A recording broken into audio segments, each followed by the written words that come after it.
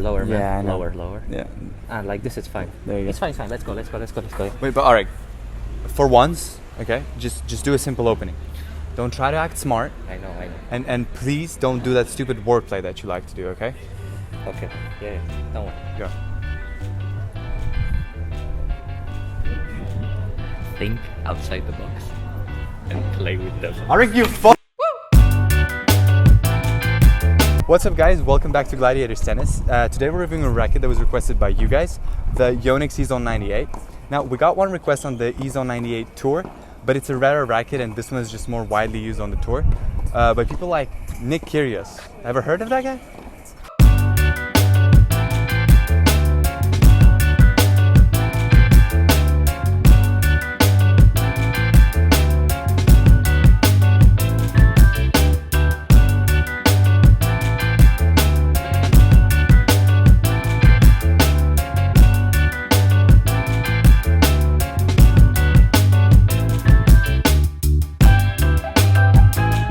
Guys, believe it or not, but I actually used to play with this racket.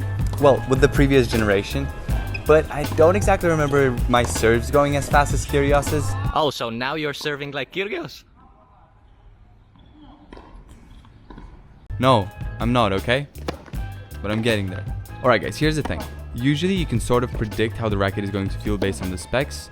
This is absolutely not the case with this one. So, it has a pretty small head size, measuring at 98 square inches. So you would think, okay, loads of control, maybe lacking a little bit on the power, and a small sweet spot. Well, all of the above is wrong. Yes, you do get some control, but even with the tension we've used, the balls are sometimes shooting off the string pad. Where the Ezone actually shines though, is on the power and the feel aspect. It was also super easy to defend and counterattack with deep topspin shots, thanks to the 16x19 string pattern. It's not something I like to do, but with this racket it was quite pleasing. So yes, forehands.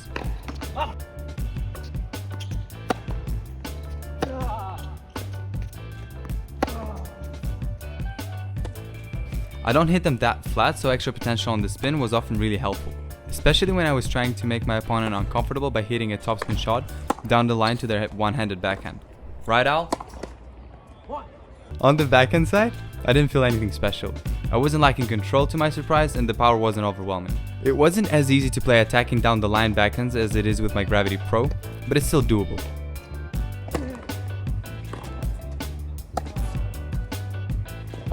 It actually felt pretty nice at the net, to be honest. It's very maneuverable, so it's easy to prepare the shot quickly and direct the volley where you want it to go.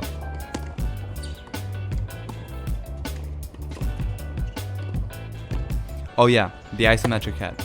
That thing actually works. The sweet spot is way bigger than on a usual 98-inch racket, but the nice feel that comes with the smaller head size still stays. The feeling that you get in your wrist, arm, torso, and other parts of your body on the impact is so nice.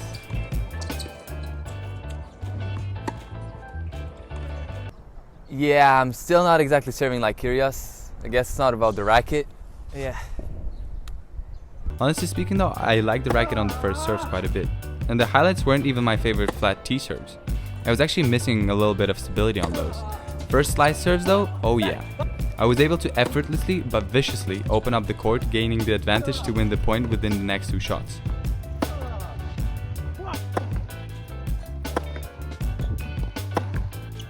Second topspins were nice too. More spin that I'm used to was something I really enjoyed. I would, like I usually do, add more weight to it. 305 grams falls a little too short for my taste, especially considering that my current racket weighs at almost 330 grams.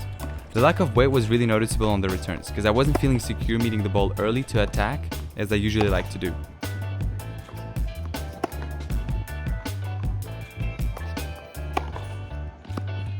I would recommend this racket if you're an all-court player, looking for a racket that provides a lot of power and feel. Also, why are people hating so much on the design of it? I really like it. Areg! You know this is the part of the video where people tend to pause the most? Pause? Yeah. Why not? Because they subscribe and hit the bell. We do now. Right now. And the button too. We do the ring thing. Yo, Al. What do you think about rackets with head sizes smaller than 100 inches? I'm not a big fan, really. What if it's squared though? Same shit. Oh. The Yonex Ezone 98. What a racket. Right from the second I picked it up, I knew I was gonna like it. I'm a player that, as you already know, prefers having power over control, and this racket gave me that exactly. The access to power was insane. I was able to generate a lot of speed as well as depth on my shots, and I truly felt like I had a weapon in my hand. But just like any weapon, you don't always hit the target you aim for, and that's the problem with this racket, the very little control it gives you. At the beginning, I struggled a little bit as I was missing that bit of control, but I was able to quickly adapt around it. I felt like the level of power allowed me to stay in aggressive positions as well as helping me in defensive situations, achieving great depth on my shots thanks to its big sweet spot. The easy maneuverability of the racket allowed me to quickly get around the ball and have my racket ready to strike it, helping me generate the spin I wanted on my shots. Moving on to the volleys, I felt like this racket offered me a lot of stability on impact. The big sweet spot and the maneuverability of the racket allowed me to not be scared to go forwards towards the net and finish my points there.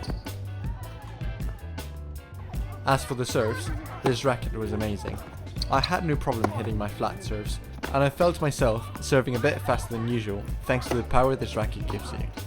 Flat serves weren't the only ones I liked though. I also really enjoyed hitting slice and kick serves. I felt like I was able to really open the court and then have an open court for my next shot.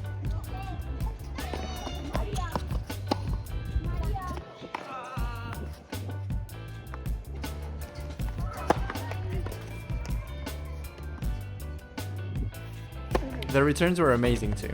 I was able to quickly prepare my racket, and the extra power this racket gives you allowed me to shorten a little bit my swing. That way I would have more time to focus on hitting the ball while maintaining a good spin on my return. Lastly, the most important thing, the looks of it. The colors kind of remind me of another really amazing racket, the Babolat Pure Drive, the one I use. So obviously I really like the way this racket looks. The color combination is just perfect. Overall, this is a really nice racket and it definitely suits my playstyle. So I guess I'll have to take it into consideration next time I have to get new rackets. Areg! Important question. How are you?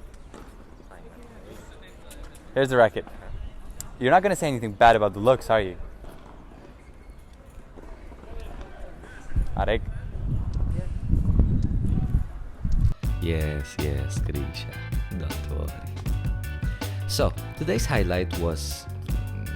sorry, I have to say it. This shape, man. Remember the pet from Phineas and Ferb? Well, that's what it is. But actually, I like it both visually and technologically. Well, Yonex says that their unique boxy racket structure increases the sweet spot. And I have to say that I was surprised by the big power and spin delivery on the ground strokes, as I was hitting some heavy and fast shots from all over the court, even when I was outside the camera shot. So, besides having some components that are useful for a baseline player, like 16 by 19 string pattern and a thickish frame, it's also solid enough to end up finishing some points on the net.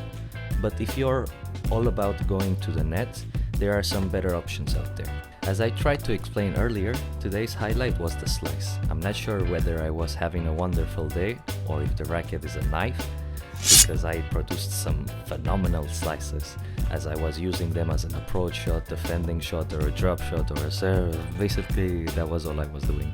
I enjoyed serving too, as the frame provides some decent mobility, so I could variate my serves directions and make my opponents go crazy, as always.